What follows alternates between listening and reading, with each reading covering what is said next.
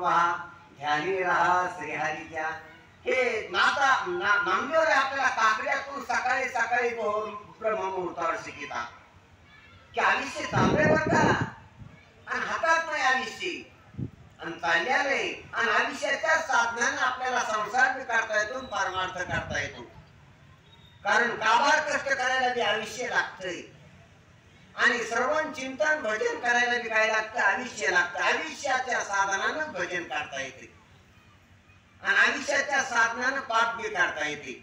पाप करायला सुद्धा काय लागतंय ते मनुष्य देहात आयुष्य गेल्यावर पाप पण करता येत नाही पशु पक्ष्याच्या देहात. पुण्य तर सोडून द्या, पुण्य तर लई लांबची गोष्ट आहे. म्हणून पुण्य करायचं असलं तर मनुष्य देह लागतो आणि पाप करायचं असलं तर मनुष्य देह लागतो. पाप नरकाला नेत असतं आणि पुण्य स्वर्गाला उत्तम गतीला नेत असतं. आणि पुण्य जर आगनित झालं तर सद्बुद्धी होत असते. मनुष्य त्या सद्बुद्धी का होत असते पुण्य असल्यावर. म्हणून पुण्य करा म्हणतात महाराज. नामस्मरण करून काय करा पुण्य संपादन करा. हरिमुखी म्हणा हरिमुखी म्हणा पुण्याची गणना कोण करी. जर पुण्यानं अंतकरण शुद्ध होत आहे आणि अंतकरण शुद्ध झाल्यावर मन चांगली इच्छा होत असते. आपल्या ज्या वांगल्या इच्छा होत्या त्या पापामुळे अंतकरणात पाप असलं तर वांगल्या इच्छा होत्या, बिड्या वाढायच्या इच्छा होत्या, तंबाखू खायच्या इच्छा होत्या, भांडणं करायच्या इच्छा होत्या, द्वेष करायचा कोणाचा इच्छा होत्या, त्या इच्छा होत्या आपल्याला बाकीच्या. तर त्या अंतकरणात पापाचा प्रादुर्भाव पापाचा थर असला अंतकरणात पापाचा उद्रेक असला अंतकरणात अशा वांग्या इच्छा होत असतात. चांगल्या इच्छा व्हायला पुण्य लागत आहे अंतकरणात. म्हणून नामस्मरण करा म्हणतात महाराज. म्हणून तीर्थ करा म्हणतात महाराज. साधू संतांनी ते बहिरंग साधन सांगितले आपल्या अंतकरणाच्या शुद्धीसाठी. जितकं अंतकरण शुद्ध होईल तितक्या चांगल्या इच्छा होत्या. आपल्याला काही इच्छा होत नाही देवीच्या रावाला धरण धाडण्याची, काही इच्छा होत नाही देवीच्या सन्मुख बसण्याची. आपल्या अंतकरणात पुण्य नाही का इच्छा होत नाही उपवास करण्याची, देवीच्या नवरात्राचा उपवास करावा. काही इच्छा होत नाही त्या आणि दुसऱ्या इच्छा का होतात वारंवार तर ते पापाचं फल आहे. म्हणून आता आपल्या अंतकरण जर शुद्ध केलं आपण उपवास केलं देवीचा उपवास केला किंवा नवरात्रामध्ये नामस्मरण केलं सारखं हरिपाठात आपण नाचलो भजनात नाचलो देवीचं भजन केलं देवीचं ध्यान केलं देवीचं धर्म घेऊन बसलो तर अंतकरणाची शुद्धी होईल. काय होईल अंतकरणाची शुद्धी.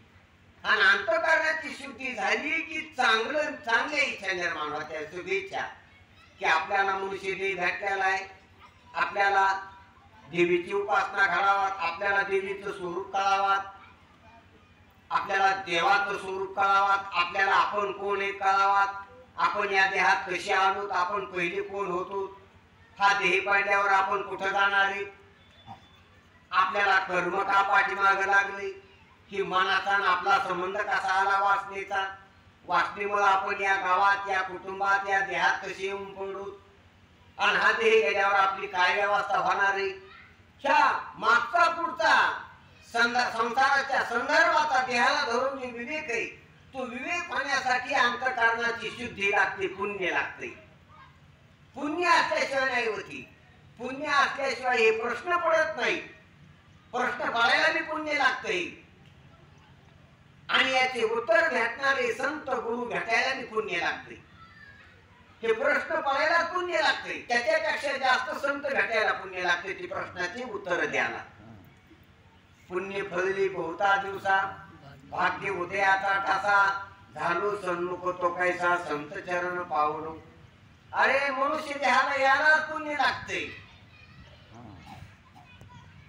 म्हणून मनुष्य देहाला आलो तर आपण पण सुधीच्या वाण्याला त्याच्यापेक्षा जास्त पुण्य लागते. मनुष्य देह घेऊन चांगल्या इच्छा वाण्याला परमार्थ करण्याच्या देवाच्या प्राप्तीच्या इच्छा व्हायला सांगायला पुण्य नाही. मनुष्य देहाला येण्यापुरतं पुण्य पण मनुष्य देहात परमार्थाच्या इच्छा होण्यापुरतं पुण्य नाही समजायचं,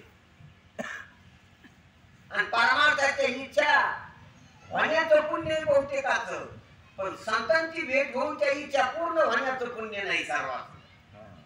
मग एकातरी एक पुण्य लागतं, एकातरी एक पुण्य लागतं. जसं व्यवहारात दृष्टांत देतो की काही प्लॉट घेण्यापुरते पैसे असतील, पण घेऊन टाकलं पैसे उडाले, आता पुढचं काय बांधकाम करता येतं का? काही प्लॉट घेऊन बेसिक करणे इतके पैसे असतील, बेसिक काढले की पैसे उडाले, मग आता पुढचं बांधकाम करता येतं, थांबलं बांधकाम. काही प्लॉट घेऊन बेसिक करून घर बांधणे इतके पण काय असते पैसे असते, पण वास्तव शांतीला पैसे पुरले नाही. मग मुली पुढच्या वर्षी करून राहते, आता जाता येत नाही, गृहप्रवेश काढता येत नाही, म्हणजे पैसे काय पडले, कमी पडले. आणि काही प्लॉट घेऊन घर बांधून रंग देऊन वास्तव शांती करून मी पैसे शिल्लक आहे, त्याला भाग्यवान मानव. काय म्हणा, व्यवहारात त्याला आपण भाग्यवान मानव. तसं तुकोबाराय म्हणते, पुण्य फळले बहुत अनुसार, इतकं पुण्य फळाला आलं की भाग्य उदयाचा ठासा. अरे मनुष्य देह घातला, शुभेच्छा बी झाली, प्रश्न बी पडले, प्रश्न सांगता ज्याला करावं ते बी पुढे भेटली, त्याने उत्तर बी दिली आणि समाधान बी झालं.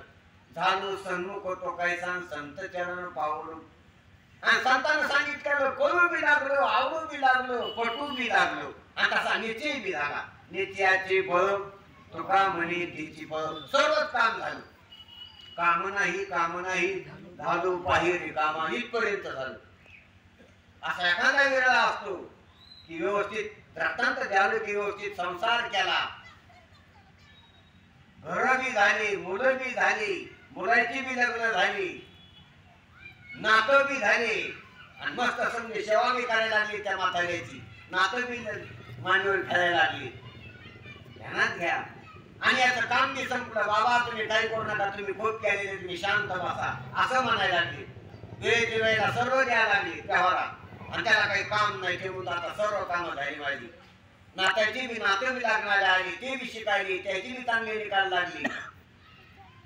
ते बी कोण्या विषयामध्ये डिग्री मिळून पास होऊन नोकऱ्याला लागली. आणि मग त्या म्हाताऱ्याचा गौरव करू लागली, सरू की आजोबानं खूप कष्ट केली, सालं घातली, आणि याचे समजे उपकार आहेत, असं समजे म्हणून लागले. तुम्ही काही करू नका, तुम्हाला काय लागतं तर सांगा.